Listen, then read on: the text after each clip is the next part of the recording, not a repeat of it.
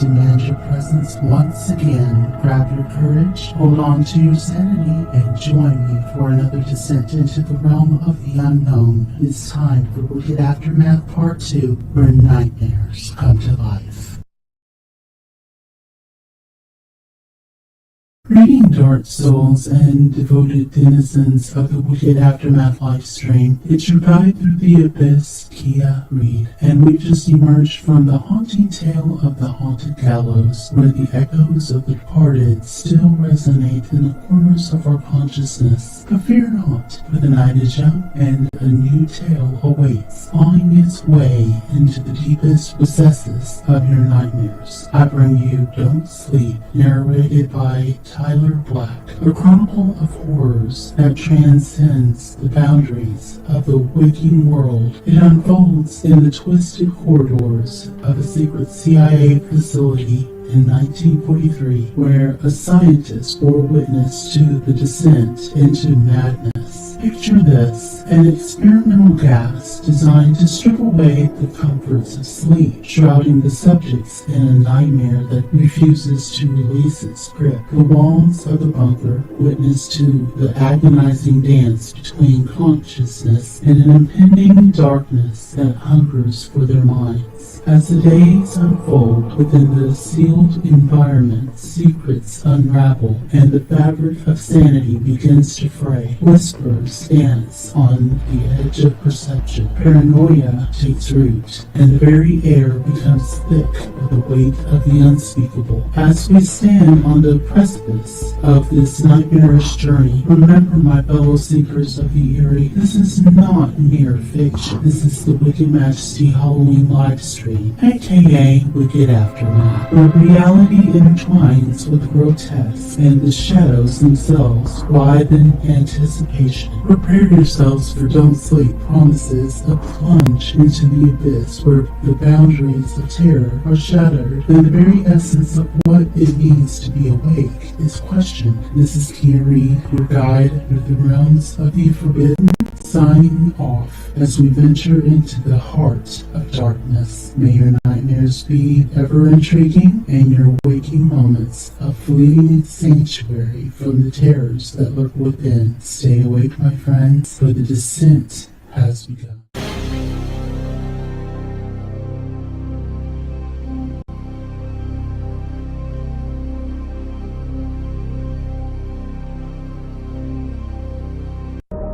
Some events are hard to forget, and even harder to recall due to the horrible nightmares that come in our dreams. The year was 1943, and I was one of the scientists who would test new theories on prisoners at the CIA's secret facility.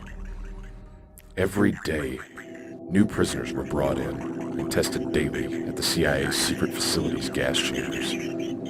I, along with a team of scientists, came up with a new type of experimental gas, which, when you come into contact with it, would not let you sleep for days.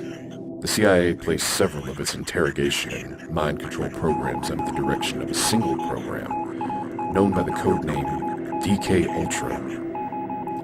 At first, it was tested on animals to see what the results were, but after achieving success in animals, we decided to bring in human test subjects to test this gas. My work at the facility was to look after the test subjects that were being held in the facility for any weird symptoms or their reactions to the experiments done on them. All the preparations were made for the test subjects. All the procedures were decided. How long the test would last, it was all planned out. All that was left was for the day of the experiment to arrive. 5 prisoners were chosen according to certain physical and mental criteria. They were not provided with any information as to what the experiment was. They were just told that they had to stay in a bunker in a facility for a few days, and that they would be monitored throughout the experiment. The thing that made the prisoners accept the experimentation was that they were offered freedom in return. The prisoners were of the thought that it might be a harmless experiment, and that they would get proper food and a nice place to sleep, and probably freedom. But who would have thought that the walls of that bunker would be the last thing they ever see? The day came when the life of those test subjects would be in trouble, but those poor souls were unaware of the upcoming disaster in their lives. Everything was prepped and ready, and the prisoners were kept in a sealed environment where their oxygen levels were closely monitored so that the gas didn't kill them. All of this was done with microphones to hear the prisoners inside, and there were no windows to monitor them as they were unaware of what the test subjects would do afterward. The bunker was stocked with dried food, enough to last them a month. There were books and cots to sleep on, but no bedding. They also had a toilet and running water. During the experimentation, the 5 days for the prisoners were easy to handle, as there were no abnormal activities nor sounds or screams. And there were no conversations and activity were closely monitored. But after the 4th day, we noted that almost all their conversations were about traumatic incidents from their past. After 5 days, they began to complain regarding the circumstances and events that led them to where they were, and began to demonstrate severe paranoia. They stopped talking to one another, and began alternately whispering into the microphones as the gas had started to affect their mental health. All of them appeared to assume they might win our trust by turning over their comrades, the other subjects in captivity with them, by telling us their secrets. Initially, the researchers suspected that this was due to the gas. On the 9th day, all we heard were screams of a subject who was continuously roaming around the chamber. But after a while, he was unable to scream or produce any noise. We figured that, due to excessive screaming, he had torn his vocal cords. While all this was happening, the other subjects remained unbothered, as if nothing is happening around them, and there was absolutely no activity. They continued to whisper into the microphones until other subjects started to scream. The 2 subjects who were silent would take book after book, and would take them apart page by page. They would smear the pages with their feces, and would place them calmly at the glass portholes. They were shocked by their behavior, and it was something we had not anticipated. We were thinking of how this behavior was caused when, all of a sudden, the bunker went silent. There was no more screaming. The whispering had stopped. 3 more days had passed, and we would check the microphones hourly to make sure that they were working. We thought a room couldn't be dead silent with 5 people inside. And we were sure that all the test subjects were alive because the oxygen consumption inside indicated that it was as if they had gone through a heavy level of strenuous exercise. As the 14th day arrived, we had to take measures into our own hands, and we did something we had decided that we would not do in the beginning. But to get the reaction of the subject, we used the intercoms inside the chamber, hoping to provoke them, as we thought all of them had died. I remember what I said on the microphone that day, every word of it, because the reply that we had gotten shook us to our core. We are opening the bunker doors to test the microphones inside. Step away from the door and lie flat on the ground, or you will be shot. Compliance with these orders will earn one of you your freedom. Prisoners replied, "We no longer want to be freed." A calm voice in response. After the response, we had a debate with the general who was funding this project. He wanted the experimentation to continue, but we did not get any responses from the subjects and found it to be useless. We had reached a decision, which was to open the bunker of the facility at midnight on the 15th day. The soldiers that were ready to go in were unaware and had no idea what they would be facing inside. The entire bunker was flushed of the stimulant, and clean, fresh air was pumped in. As soon as the fresh air started to fill up the chamber, the voices from the microphone started to reappear. 3 of the subjects started to beg to turn the gas back on. The way they sound doesn't seem that it was human, and they had started to scream in an unusual way. Imagine entering a room full of blood and humans who are turned into flesh eaters. The walls of the room are patched with meat chunks all over, dripping like blood from the walls. When the soldiers went in, they saw blood on the floor with meat chunks spread all over the place. One of the soldiers found the ear of a test subject torn apart, covered in blood. One of the test subjects was dead, lying in his own blood, half of the body torn apart as if an animal had eaten it, while the others were hardly alive, with absolutely no chance of living. And do you know what the most intense part is? They were not having their food rations for 5 days. And the subject who was dead had chunks of flesh torn apart from his chest, and the rest of the body that blocked the drain in the middle of the room, and it had allowed for 4 inches of water to flood it. And how much of that water was blood, we could never determine. It might not seem that nasty in the story, but the soldiers who went in were unable to sleep for nights due to everything that they had witnessed. The remaining test subjects also had large pieces of meat torn off from their bodies, so much so that you could see their bones.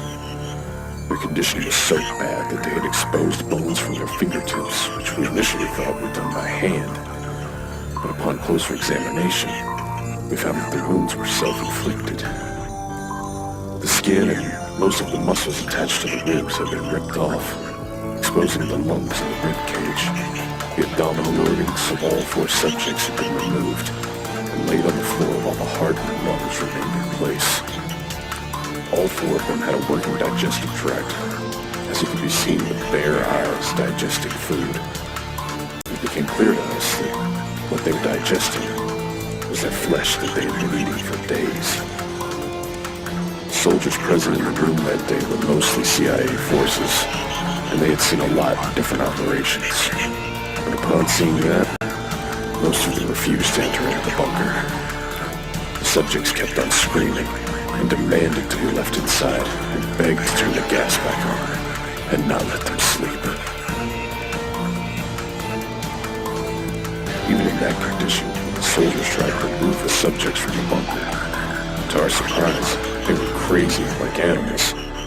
They started biting and tossing the soldiers all over the place like they have some kind of supernatural strength.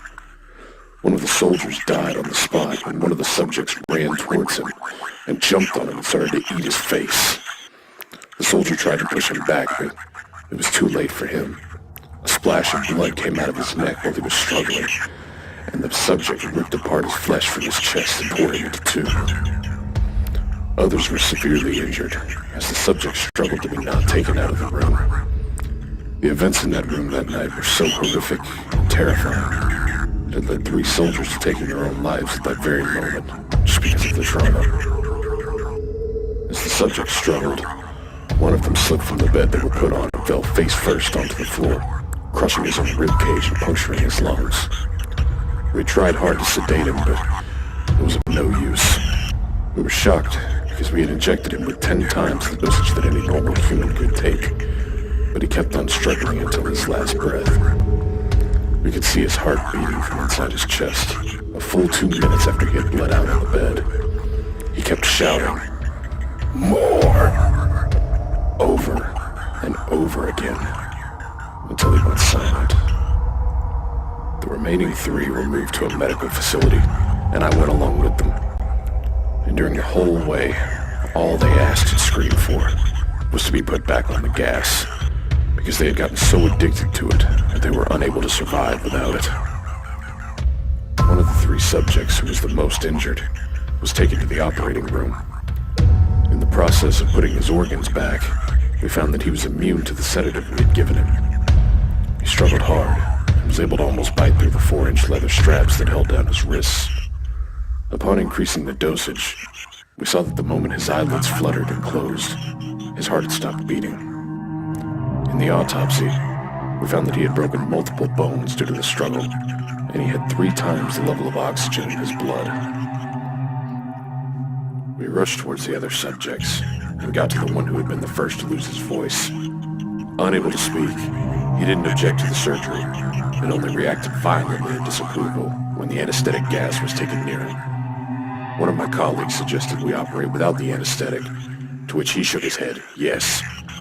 We performed the surgery, and for the next 6 hours, he laid there silently as we put his organs back and tried to cover them with what was left of his skin. It had seemed impossible to us for someone to survive like this. As the surgery ended, and we started to move towards the last subject, this one looked at the surgeon and started to wheeze loudly, attempting to talk.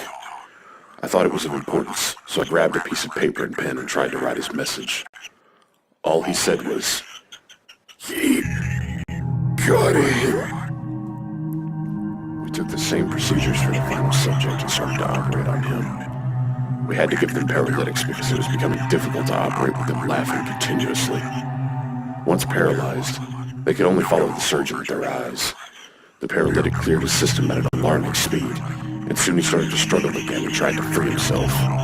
We kept asking them, "Why did you do this to yourself? Why did you injure yourselves?" To which he would only say, "I must remain awake." The restraints for the subjects were reinforced to avoid any further damages and were placed back in the room. The researchers and military benefactors thought about what to do with the remaining subjects. One of my colleagues suggested we put them back on the gas, and the other researchers strongly objected, but were overruled by the benefactors, as they thought it would be a loss to exterminate them. Subjects were again prepared to be sealed into the chamber with EEG monitors connected to them. As soon as they heard that they were being put back into the bunker, they stopped struggling. They were struggling very hard to stay awake at that point. One of them started humming loudly, and the mutant started wiggling his toes trying to focus on something. We were monitoring their brainwaves the entire time, and it would seem normal at times, but sometimes it would be completely flatlined, as if they were going brain dead and coming alive again. As we looked at the monitor, one of the two patients' eyes slipped shut as his head hit the pillow. His brainwaves immediately fell to that of a deep sleep, then flatlined for the last time as his heart stopped. The last remaining subject started showing the same flat lines. The commander ordered for him to be locked in the bunker in the facility along with two researchers. One of the two people he pointed towards was me. I could not imagine myself in that room with that thing, and in utter shock and reflex, because of the horror of what I had seen and of what the subjects were capable of, I drew my gun and pointed it towards the commander. The commander started to pull his gun out, but I shot him point blank. Trembling in fear and shock, scared for my life, I turned the gun towards the last subject with tears in my eyes as the other researchers fled the room. "I won't be locked in here with these things. Not with you," I shouted. "What are you? I must know." And as I completed my sentence, the subject started to smile, with a sinister look on his face. Have you forgotten so easily? We are you. We are the madness that lurks within you, begging to be set free at every moment in your deepest, primal mind. We are what you hide from in your beds every night. We are what you sedate into silence and paralysis when you go to the nocturnal haven where we cannot tread. I paused and looked at him in utter shock, with my hands still trembling. I aimed at the subject's heart and fired. With his last gasping breath, he choked out. "So nearly free."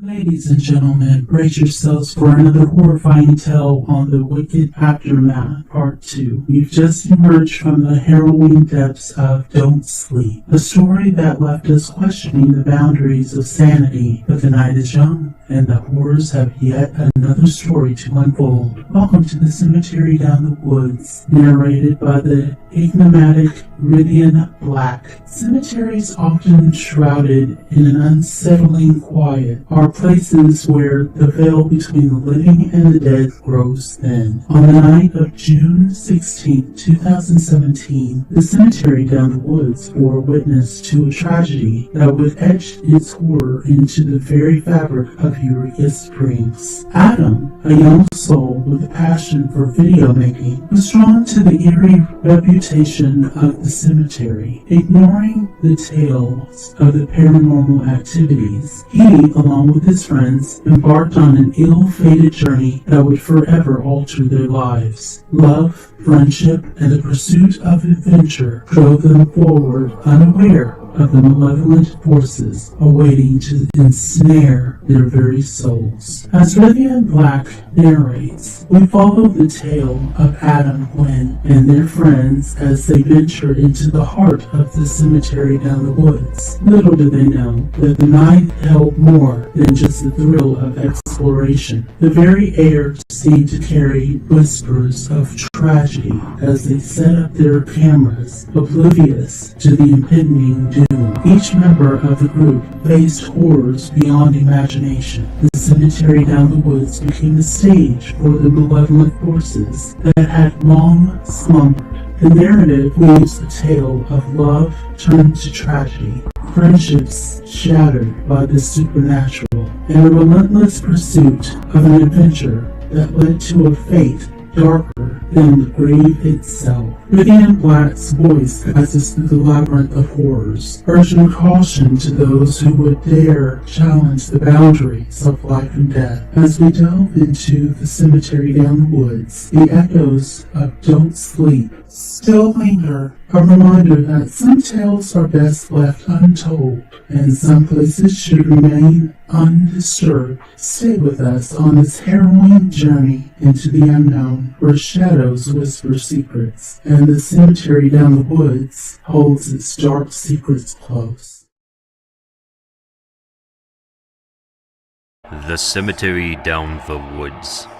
Cemeteries are places where all hell breaks loose, and where everything comes to an end. Don't dare enter a cemetery to disrespect the place, because they know why you visit them. Nothing is hidden from their dead. Our elders usually tell us not to roam around the cemeteries at night, since it can be a dangerous and horrific event. This is exactly what happened on June 16th, 2017. I have been taking care of a cemetery for over 17 years, but never witnessed such a horrifying incident. That night, I had warned them not to go in there, but they did not listen to me. Ended up losing their lives because they did not let you go so easily. This story is about a boy named Adam, who had newly moved to Eureka Springs and his foster family. He took admission at the Northwest Arkansas Community College in Bentonville, which wasn't far away from where he lived, and was over the moon to explore the different sites and mingle with many people. His interest was making videos, and he was very active on social media. He tried to get attention through absurd video making. He was popular in every way, and in no time, people started to praise his work. This made him try out new stunts to grab the attention of his friends and fans. He was walking down the cemetery and was very curious about the place. He met me and wanted to inquire about making videos here. I told him it was no place to mess around, and he shouldn't be making videos anywhere near this place. I knew he was anxious to explore the gossips that wandered around the community, but it wasn't safe for anyone to visit after sunset. With paranormal activities witnessed by many visitors of Eureka Springs, and the people present there were still in a state of shock. So I warned everyone not to go in after sunset, but nobody listens. Months passed, and Adam forgot about visiting the place. I used to see him busy with his college life and friends. There were rumors about his relationship with a beautiful young girl named Gwen. They were all having the time of their lives, roaming around town. Adam and Gwen were close, as they used to share all their secrets and interests. It could be seen in their eyes, the love they had for each other. Soon they became the talk of the town. They were the soul in two bodies, inseparable. You would always see them together. If it was a coffee shop or at the park, they became a popular couple in their college, and announced their engagement with family and friends. It was a heavenly celebration. Once I saw them approaching near towards the south gate of the cemetery, I could read it in Adam's eyes that he would do stunts here sooner or later. My instincts were right. They came on the night of the 16th of June, and I was fast asleep when they sneaked into the cemetery at midnight. I woke up to the sounds of laughter and teenage voices, regretting why I had slept. It was too late to do anything, as I could see the doors of the cemetery close right before my eyes. All I could do was pray for mercy. Adam was aware of the stories, which concluded that no one could ever make it out of the cemetery alive. But he still wanted to visit it. Adam and 4 of his friends, Maze, Chris, David, and George, along with Gwen, was stuck in the cemetery. He asked one of his friends, David, "Do you know the place well, because you are the one who knows the most about the cemetery?" To which he replied, "I visited the cemetery in the morning years ago, but I'm not sure that what are remaining at the place after all these years," he concluded. They all got worried because they were almost ready to set up for the shoot, and it was a long night they had to spend there. Due to the heavy rain, the cemetery already started to get creepy because of all the mud, and broken graves started to fill with water. After all, no one looked after the place for years because of the hauntings. Even though they visited the place during the day, they all started to feel weird because the place smelled like something was rotting there. They ignored the smell and slow cracking sounds that continued to take. They were unaware of where the sound was coming from. Suddenly, Maze saw an old lady sitting beside the grave, howling and completely burnt for a second, but she thought it might be due to the fear that she saw things. They mapped the place in their minds, so they didn't get lost, since it was a big place with no lights. Sometimes, we don't see things clearly when we are lost in our imagination. And that is when Adam placed all the cameras where he thought paranormal activities would occur. He and his group were pretty excited about the night, and Gwen said to Adam, "This will indeed be one of the best adventures of my life." It was 2 a.m., and a group of friends were moving towards the center of the cemetery. Although they saw this as an adventure, they were unaware of what they had gotten themselves into. Adam noticed that one of his cameras that he had set up there wasn't at the place where he put it, but he thought that it might have been just misplaced. The cemetery was a whole different place compared to how it was in the morning. So quiet that even when someone stepped onto a stone or wood, the sound echoed in this whole cemetery. Slowly, they all started to hear creepy voices from the other side of the cemetery, and they headed towards that spot. Suddenly, the sound stopped, and the whole place went completely silent. It had just been half an hour and the night had just started to give all of those goosebumps. They felt heaviness in their bodies and shortness of breath as the smog covered the cemetery. Adam asked his friends to split to cover the whole place, and they all agreed to the plan. He, Gwen, and George went to the one side of the cemetery, and Chris, Maze, and David decided to go to the other side to record the paranormal activity. At that time, the scheme looked fun to them, until both groups started to witness weird things. Adam, Gwen, and George were on one side, and Gwen saw something sitting next to a grave still. She had no idea what it was, and slowly started to move towards the object to have a clear sight. And she didn't realize that George and Adam were left behind, with the distance constantly increasing. Gwen had a GoPro in her hand, and she thought she would be able to record it. But when she looked at the grave, it was the same woman which Maze saw, but this time, she saw her face that was completely burnt, and her eyes were popped out. When Gwen was close enough to her, she looked at Gwen and lost her senses to the point where she was even unable to scream. She choked Gwen and took her eyes out with her nails, and her fist broke into her ribcage, digging in Gwen's organs. The lady took her intestines first, and then her heart out of her chest. The evil spirit started to attack Gwen's body and left her dead, and they pushed her into one of the open graves. George and Adam were heading straight without noticing Gwen's disappearance, when suddenly George saw a woman wearing a shiny gray dress. Her appearance was so beautiful that he could not take his eyes off her. She was moving into a darker area of the cemetery, and George started following her. Meanwhile, Adam completely ignored the diverted attention of George and tried to set up a good place to take video. As the wolves started to howl, Adam became even more excited to shoot the cemetery. George, completely bound to the lady, ran towards her as soon as he saw her sitting on a grave. She smiled at him and asked him, "What's your name?" "Mine is Felicia." "I'm George, and I'm here with my friends, but then I saw you and I followed you here." The woman then grabbed him and kissed his forehead. But he felt like something was digging a hole into his forehead. Yes, the woman's teeth were digging into his forehead, grinding his skull, and her teeth came out from the other side of her head. He fell unconscious. As the woman's nails were sharp enough, she struck Drew her hand in his chest and grabbed his lungs out of George's body. He ended up drowning in his blood, just like Gwen.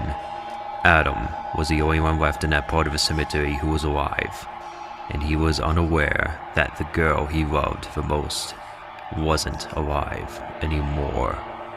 Chris, Maze, and David were moving towards the other side where there were a lot of trees, and many graves were ruined due to the rainstorm.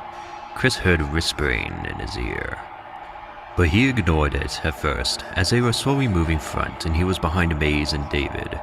Suddenly, Chris saw someone looking at him from a distance and he began to panic. But Maze and David were away from him, so he decided not to tell them that he was scared. Instead, he started to get closer to the terrifying-looking creature, looking like a shadow of a huge-sized human with horns on his head. As he moved forward, the shadow started to look bigger and bigger, and the eyes of that shadow were glowing red as blood. Then, the shadow disappeared, and at the very next moment, it was standing in front of Chris with teeth larger than Chris's height. The obnoxious creature ate Chris alive in one bite, and threw his leftovers into thin air. Maze along with David were moving together, and all of a sudden, they saw an old watchman roaming in the cemetery. But when they looked at his toes, they were in the opposite direction, and they started running. David and Maze were running alongside each other, holding each other's hands. Soon rocks started to fly at high speed, hitting them hard. David fell because one of the stones hit his head from behind. He asked Maze not to stop running at any cost, and not to look behind as he could not stand on his feet because the larger stones were thrown at him from everywhere. He knew that he would not make it back home, because one of the graves opened, and the same watchman showed up slowly moving towards him. Maze, when looking back from the gate that was on the other side of the woods, she turned back to see that man was eating the organs of David, and David was all covered in blood. David's blood was dripping out of the mouth of the old watchman as he looked at Maze, so she, without thinking of anything, started to run towards the road leading towards the city. When Adam looked back and saw that George and Gwen were both missing, so he went to look for them. He found the body of Gwen inside a grave, and he wasn't able to control himself. Adam lost himself, and he cried so hard that the echo of his screams could be heard in every part of the area of the cemetery, where Adam, George, Gwen were present. He tried to grab Gwen in his arms, but she disappeared right in front of him, crying and trying to put himself back somehow. Still, the soul of that old woman separated Adam's head from his body while he was starting to move out, and he died along with his girlfriend in his arms, which the police department and I found when we started searching the cemetery. I helped Maze make it to her home before sunrise, and she fell unconscious and turned white due to the fear of all the sights she witnessed. She told this story to her parents and all the people there to look for her. Many magazines also covered the story of the cemetery. Still, after a few days, Maze's condition started to worsen because she could not forget the cemetery and was having nightmares about Watchman with his mouth full of David's blood and flesh. Finally, on the 5th day after her rescue, she was found hanging on the windowsill. She committed suicide because she could not tolerate the nightmares in her dreams. Some ends are very unpredictable, and the same happened with this group of friends, especially Adam, because finding the body of your loved one in dripping blood is the last thing you would ever want to see. The parents of the children requested the authority to seal the place so no one could ever sneak into the cemetery again, even for a minute. I felt deep grief for the children as they were just teenagers who wanted to explore the world. The parents were still unable to believe what had just happened to their children. They were perfectly healthy and fine a few days back. The adventure they decided to carry on was the last mistake that took their life. Well, my brave companions, that concludes part 2 of our Wicked Aftermath Halloween Horror Stories livestream. I hope you enjoyed that extra dose of terror we served up tonight. If you survived with your wits intact, give yourself a pat on the back. Don't forget to like, subscribe, and share the fear with your fellow thrill seekers. As we bid farewell to tonight's stream, I'd like to remind you about the Carmilla Behind the Shadows Tea and Terror podcast series starting in January. You definitely don't want to miss it. I also have a holiday season live stream coming up starting December 18th. Until next time, stay wicked and may your nightmares be ever haunting. This is Keya signing off until the next shadowy encounter in the Wicked Aftermath. Until next time, sleep tight, don't let the shadows bite.